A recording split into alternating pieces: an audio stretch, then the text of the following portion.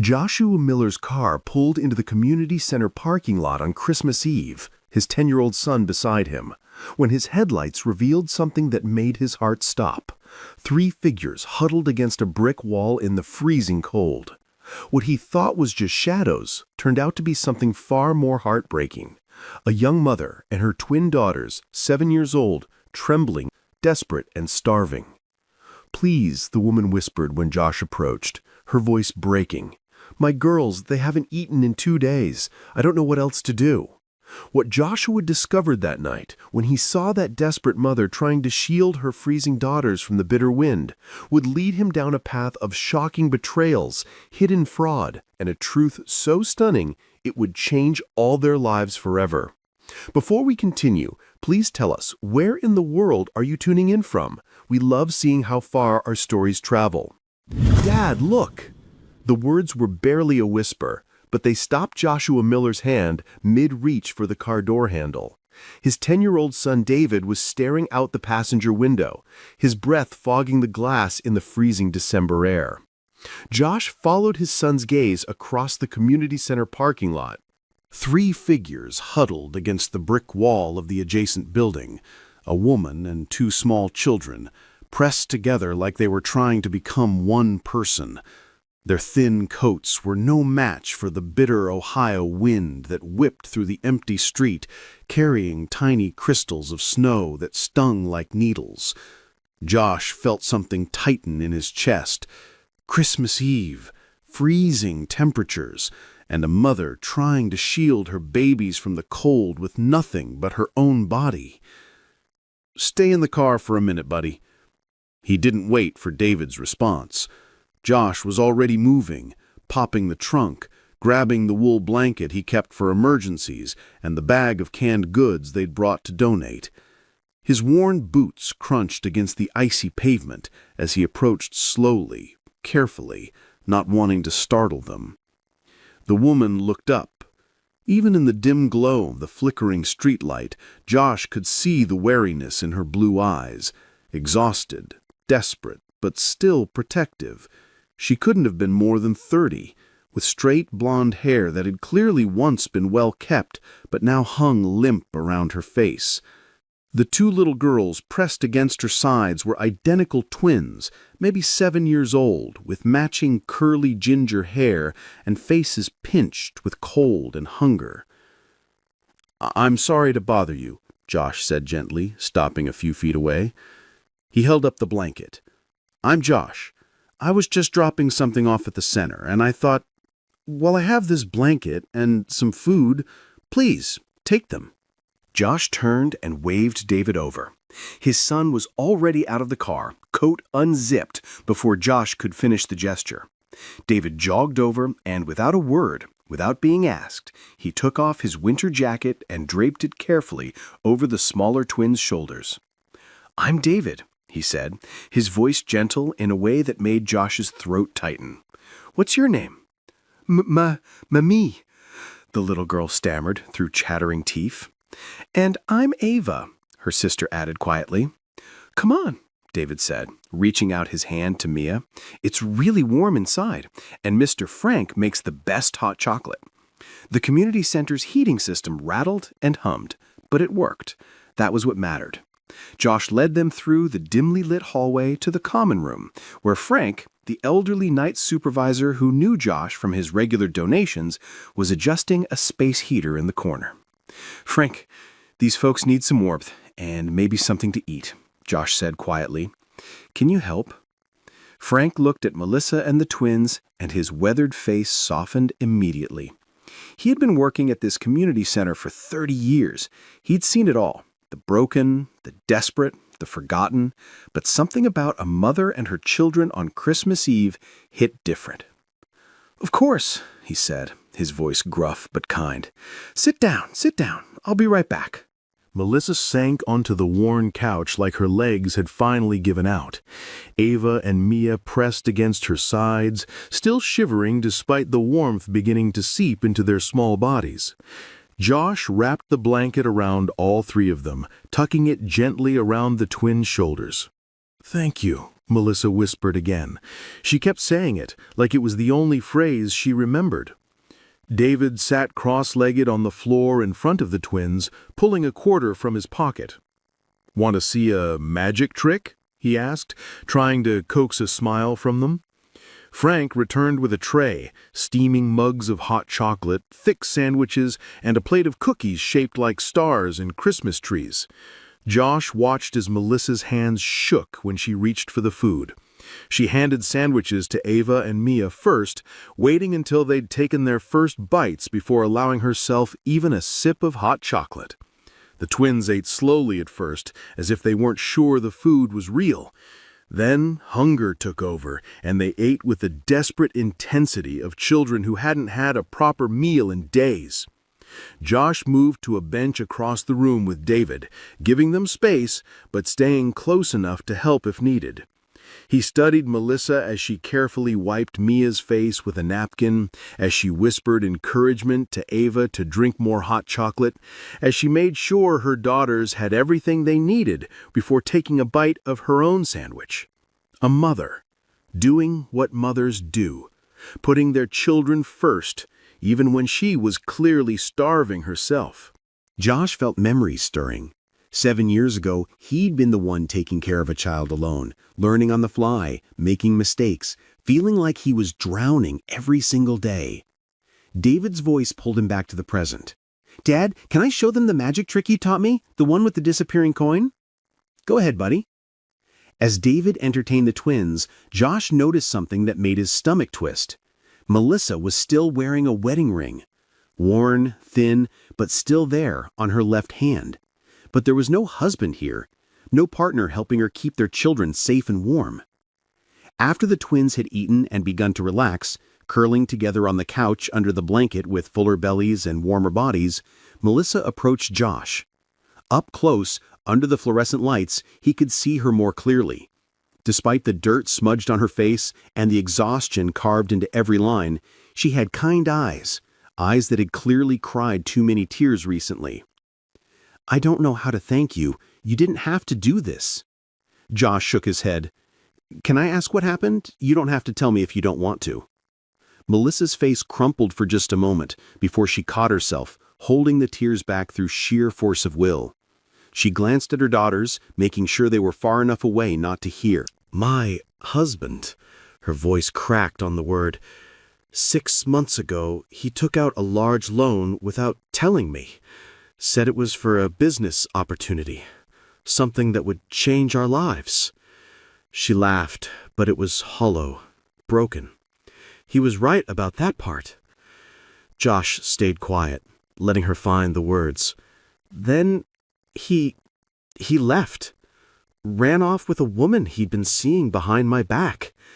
Left us with nothing but his debt. The men who came for the money, they took everything. Our house, our car, every penny in our savings account. They didn't care that I didn't sign anything, didn't know about any of it. They just wanted their money." Josh's jaw tightened, his hands curled around the edge of the bench, knuckles going white. "He abandoned his children?" "The shelter we've been staying at is full tonight because of the holiday. We've been waiting outside all evening hoping a spot would open up. But it's Christmas Eve. Everyone needs somewhere to go tonight." She looked at Josh then, really looked at him, and he saw something in her eyes that he recognized. Shame. The kind of shame that comes from feeling like you failed at the one job that matters most. "I've been applying for jobs everywhere, but no one wants to hire someone with no permanent address. The girls need to be in school, but I can't enroll them without a home. I feel like..." Her voice broke. "I feel like I'm failing them every single day." Josh understood that feeling. He carried it like a weight on his chest for years after Catherine died. The crushing responsibility of being the only thing standing between a child and complete devastation. "Do you have any family?" he asked gently. Melissa shook her head. "My parents passed away when I was young. I was raised by my grandmother, but she died 3 years ago. My husband's family..." She swallowed hard.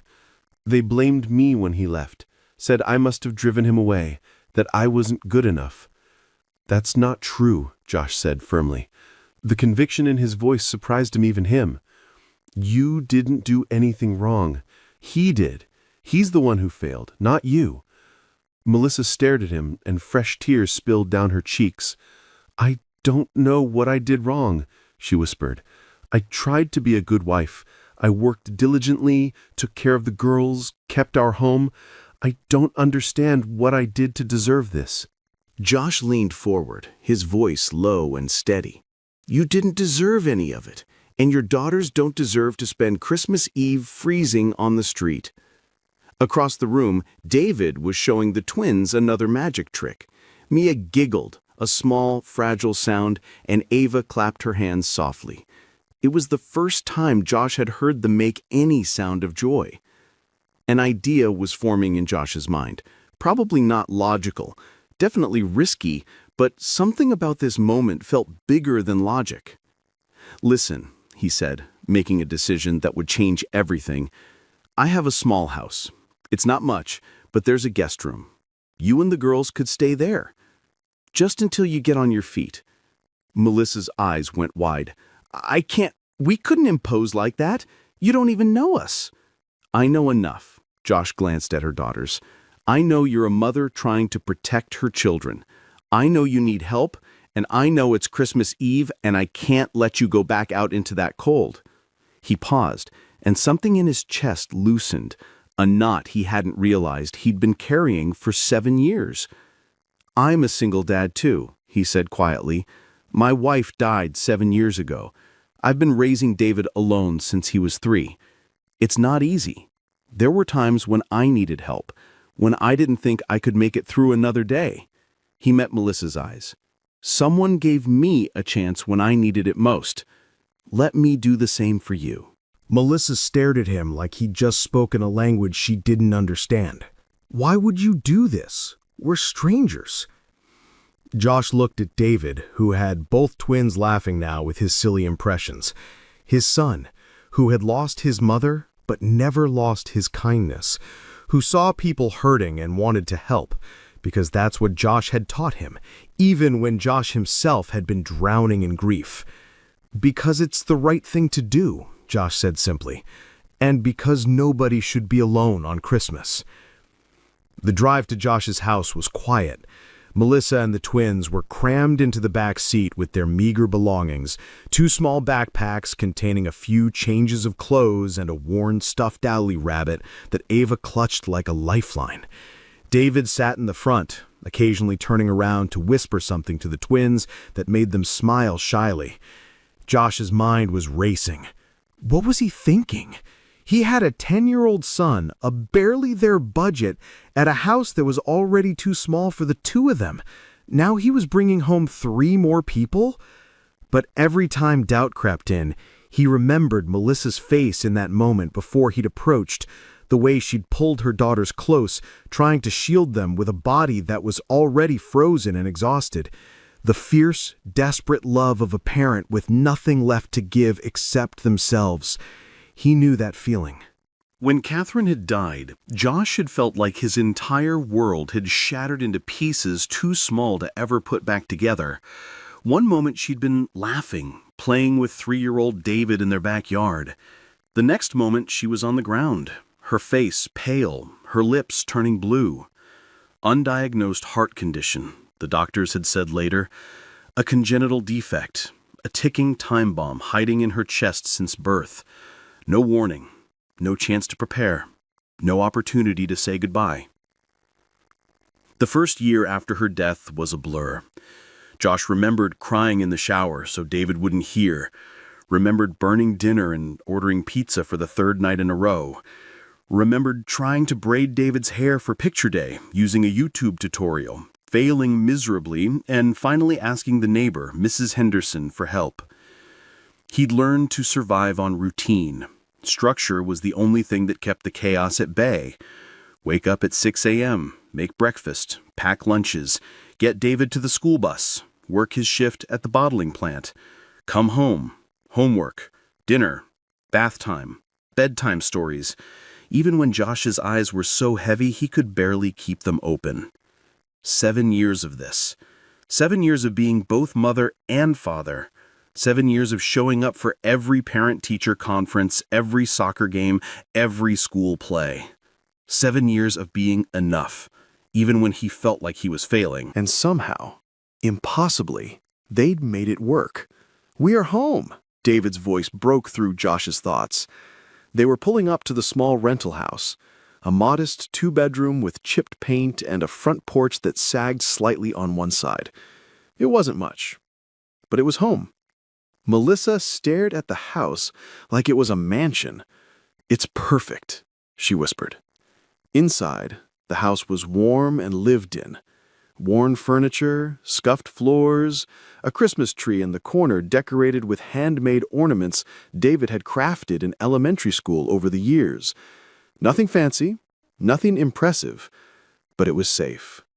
"The guest room is here," Josh said, leading them down the narrow hallway. The small room had mostly been used for storage, boxes of Catherine's things he couldn't bear to throw away, old tax documents, David's outgrown clothes. "I'll clear out some space tonight. For now, David can sleep on the couch, and you and the girls can take his room." "No, please," Melissa protested. "We can't take his room." But David was already gathering his favorite stuffed animals from his bed. "It's okay. I like camping on the couch, and Ava and Mia need my room more than me tonight." Josh felt his throat tighten with pride. Staring at his son now, he was sure of one thing. He was raising a kind boy. "Is that okay, David?" asked the twins, holding out his stuffed dinosaur to Mia. "You can borrow Rex tonight. He's really good at keeping nightmares away." Mia took the dinosaur carefully, hugging it to her chest. "Thank you," she whispered. Later that night, after the twins had fallen asleep in David's bed, their bellies full for the first time in days, their bodies finally warm, Melissa found Josh in the kitchen. He was making tea, because that's what Catherine used to do when she needed to think. It was one of 1,000 small habits he'd kept alive, trying to hold on to pieces of her. "I don't know how to thank you," Melissa said softly. Josh handed her a mug. "You don't have to. Just get some rest. Tomorrow, we'll figure out the next steps. There's a hiring manager at the bottling plant where I work who owes me a favor, and I know the principal at the elementary school. We can get the girls enrolled." Melissa's hands shook as she held the warm mug. "I'll pay you back. Every cent. As soon as I can work, I'll contribute to groceries, rent, everything. I promise." "Let's just take it one day at a time," Josh said gently. They stood in comfortable silence for a moment, sipping their tea. Josh studied Melissa in the soft kitchen light, the tired lines around her eyes, the way she held herself like she was expecting another blow to fall at any moment. "You really raised David alone?" Melissa asked. Josh nodded. "It wasn't easy. Still isn't, but you do what you have to do for your kids." "Your wife, what happened?" Josh felt the familiar ache in his chest, duller now after 7 years, but never fully gone. Heart condition we didn't know about. She was playing with David in the backyard one afternoon. One moment she was laughing, the next she was gone.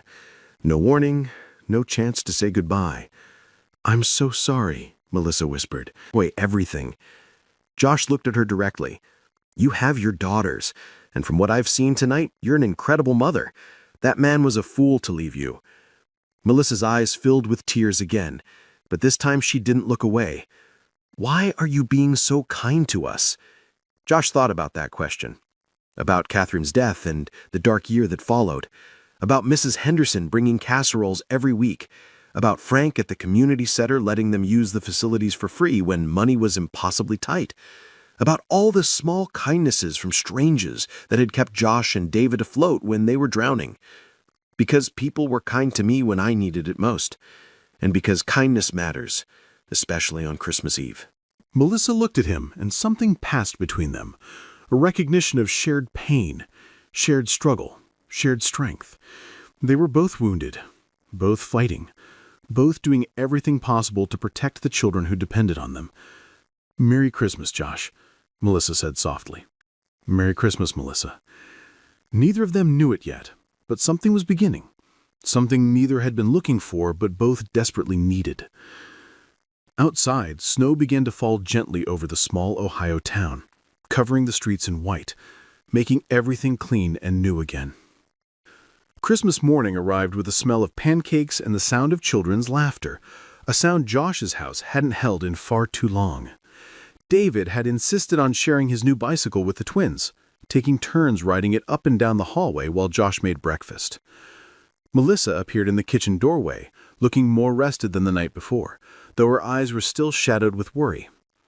"I can help," she said immediately, moving to the stove. "Please, let me help with something." Josh stepped aside, and they fell into an easy rhythm, him flipping pancakes while she set the table, their movements synchronized in a way that felt natural, comfortable. Over breakfast, David chattered endlessly about his art set and how he was going to teach Ava and Mia to draw dinosaurs. The twins were quiet, but watchful, occasionally venturing small comments. They were still scared, still uncertain, but they were warming up. "I need to be honest with you," Melissa said after breakfast, when the children were occupied in the living room. "I don't have much work experience beyond bookkeeping and managing accounts. Before I got married, I ran a small accounting firm, but that was years ago, and after the girls were born, I stayed home." "Can you work with numbers?" Josh asked. "Yes, I'm actually really good with budgets and financial organization." Josh felt something click into place. "Then I know exactly where you need to work. The bottling plant needs someone in their accounting department. Our current person is a disaster. Can't keep anything straight. Let me make a call."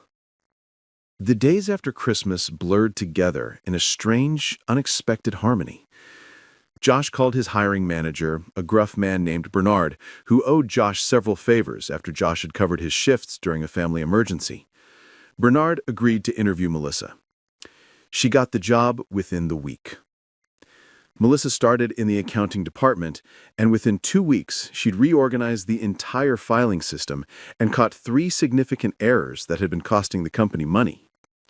Bernard pulled Josh aside one day at lunch. "Where did you find her? She's brilliant. Best hire we've made in years." Josh felt pride surge through him.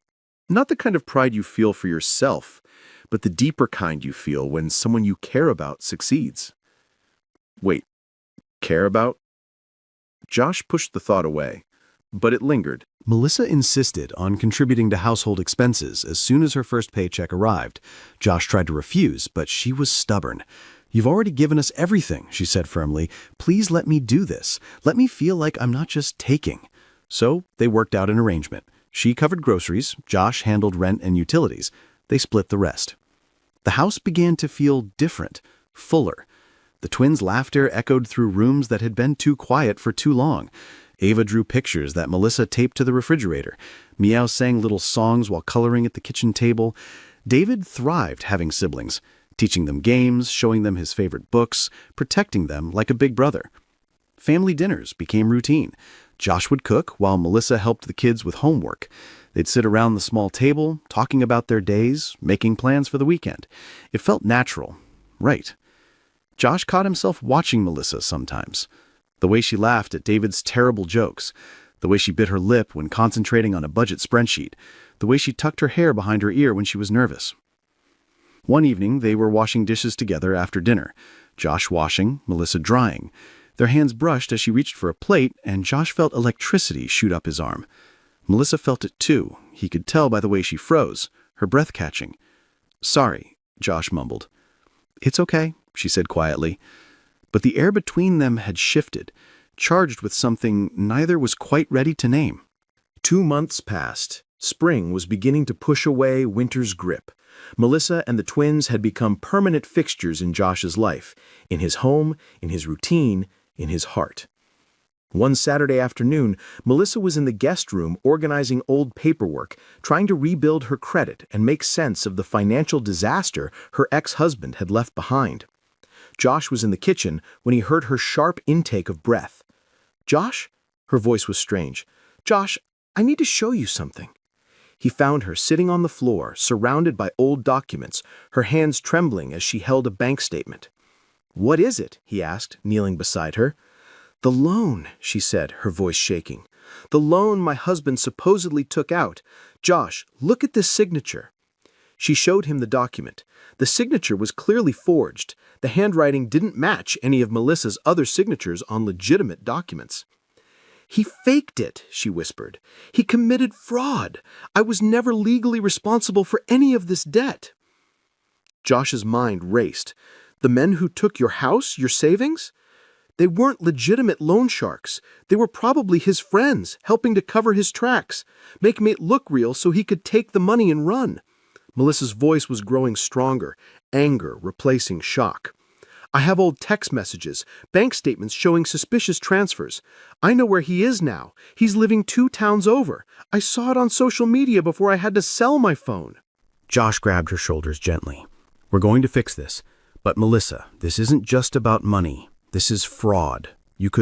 I don't want lawyers and courts," Melissa interrupted, her eyes fierce. "I want to look him in the face.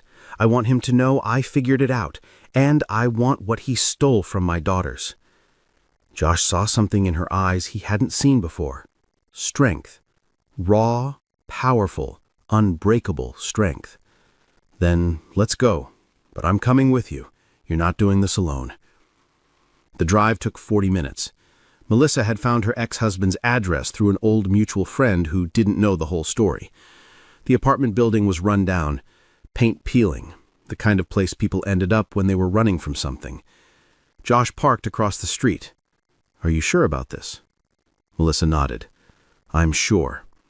They climbed the stairs to the 3rd floor, apartment 3C. Melissa knocked, firm, steady, unafraid. The man who answered the door looked nothing like Josh had imagined.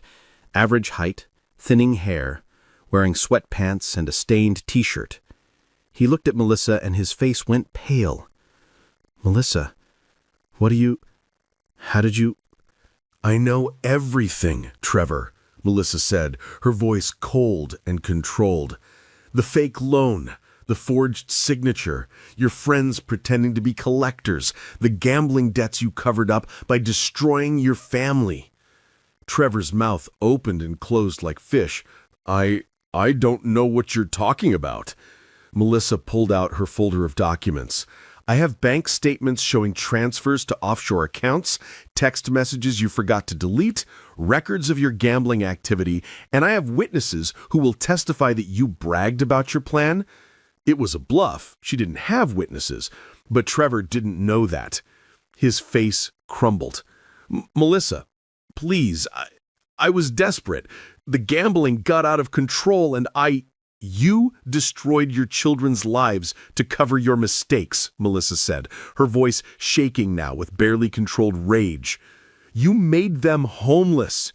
You made them cold and hungry and scared. On Christmas Eve, Trevor. Your daughters were begging for food on Christmas Eve while you were living in this apartment, safe and warm." Trevor's eyes filled with tears, but they were selfish tears, tears of guilt and shame, not genuine remorse. Josh stepped forward, unable to stay silent any longer. "You're going to return every penny you stole. Whatever you have left, you're giving it back." "I don't have it all," Trevor whimpered. "I lost most of it gambling." "Then you'll give what you have," Melissa said firmly, "and you'll sign a legal document admitting to the fraud. Because if you don't, I'm taking everything I have to every person you know. Your family, your employer, your friends. I'll make sure everyone understands exactly what kind of man you are." Trevor looked between them. This woman he'd betrayed, and this stranger who stood beside her like a shield. He saw that he had no choice.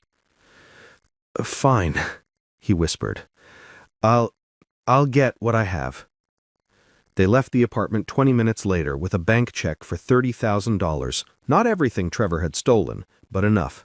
And they had a signed confession, properly witnessed by a neighbor Trevor had called over. In the car, Melissa sat silently, staring at the check in her hands.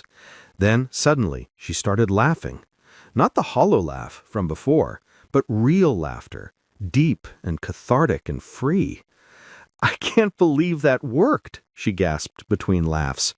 Josh found himself laughing too. "You were incredible in there. Fierce, powerful. I've never seen anything like it."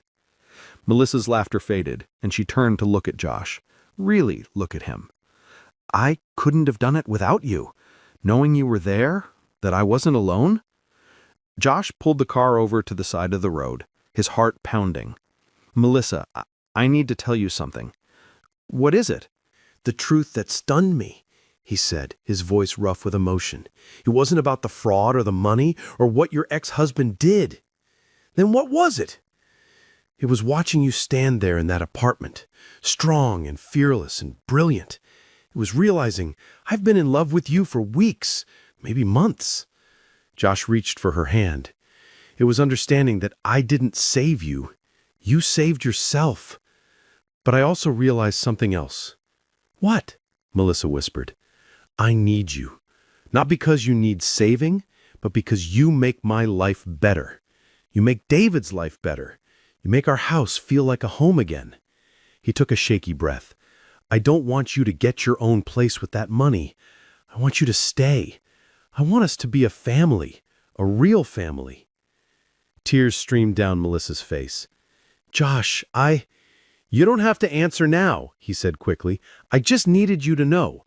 I needed you to know that what started as kindness on Christmas Eve became something else. Something real." Melissa leaned across the console and kissed him. It was tentative at first, then deeper, filled with all the emotion they'd both been holding back for months. When they pulled apart, both were crying. "I love you too," Melissa whispered. "I've loved you since that night you made me tea and told me I wasn't failing my daughters, since you looked at me like I mattered, like I was worth something." "You're worth everything," Josh said fiercely. "Sometimes the person you need walks into your life exactly when you need them most." 2 years later, the community center was decorated with white flowers and twinkling lights. Josh stood at the front of the room, wearing a suit David had helped him pick out. His son stood beside him as best man, grinning widely. Frank, the elderly night supervisor who'd helped them that first night, stood in front of them, holding a small book. "Dearly beloved," he began, his gruff voice surprisingly tender. The doors at the back opened, and Melissa walked in. She wore a simple white dress, her blonde hair falling in soft waves around her shoulders. Ava and Mia walked ahead of her as flower girls, scattering petals and giggling softly. Josh's breath caught. She was beautiful, not just on the outside, but in all the ways that mattered, in her strength, her kindness, her resilience, her love. When Melissa reached him, she took his hands, and Josh saw tears shimmering in her eyes. "We're here today," Frank continued, "to celebrate the joining of two families who found each other when they needed it most. To celebrate the love that grew from kindness. To celebrate second chances and new beginnings." Josh barely heard the rest of the ceremony. He was lost in Melissa's eyes, in the weight of this moment, in the knowledge that somehow, against all odds, they'd found their way to each other. "I do," he said when prompted, his voice strong and certain. "I do," Melissa echoed, tears streaming down her face. "Then by the power vested in me, I now pronounce you husband and wife. You may kiss your bride." Josh pulled Melissa close and kissed her, as David, Ava, and Mia cheered. The small gathering of friends and co-workers applauded. Frank wiped his eyes with a handkerchief. That night, at their wedding reception, held in the same community center where they'd first met, Josh stood to give a toast. David handed him a glass, and Josh looked around at all the faces he loved. 2 years ago, he began, I thought I was just helping a stranger on Christmas Eve. I thought I was just doing the right thing, offering warmth and food and shelter to a mother and her children who needed it. He looked at Melissa, who was watching him with such love it made his chest ache.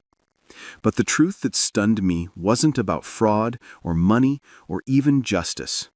The truth was that the moment I saw Melissa protecting her daughters, I recognized something in her. I recognized myself. I recognized strength and love and determination. He paused, his voice growing thick with emotion. The truth was that in trying to help her, she helped me. She brought light back into a house that had been dark for too long. She gave David siblings. She gave me a reason to believe in love again. Josh raised his glass. The truth that stunned me was that sometimes broken things can be made more beautiful than they were before. That love finds you when you're busy being kind. That family isn't always about blood. It's about showing up day after day for the people who matter. Everyone raised their glasses. To Melissa, Josh said, to second chances, to finding home in the most unexpected places. To family, Melissa added softly. To family, everyone echoed. As the party continued around them, Josh pulled Melissa close, swaying gently to the music. David was teaching Ava and Mia how to do a silly dance, and their laughter filled the room. "Thank you," Melissa whispered against Josh's chest. "For what?" "For seeing me when I was invisible, for giving us a home when we had nowhere to go, for loving my daughters like they're your own." Josh tilted her chin up so he could see her face. "Thank you for taking a chance on a stranger, for letting me into your life, for making our family complete." They kissed softly as snow began to fall outside, just like it had that first Christmas Eve. Josh thought about that night 2 years ago. About the 3 figures huddled against the cold, about the decision to offer help instead of looking away, about how one small act of kindness had transformed into something bigger than he'd ever imagined. Sometimes the greatest miracles come from the simplest choices. Sometimes saving someone else is exactly how you save yourself. And sometimes, on a frozen Christmas Eve, when you open your heart to a stranger, you find exactly what you've been missing all along. Friends, if this story touched your heart the way it touched mine, if it reminded you of the power we all have to change someone's life with a simple act of kindness, please don't just watch and walk away. Hit that subscribe button and join our Soul Lift Stories family for more stories that restore your faith in humanity. Share this story with someone who needs to remember that kindness is never wasted.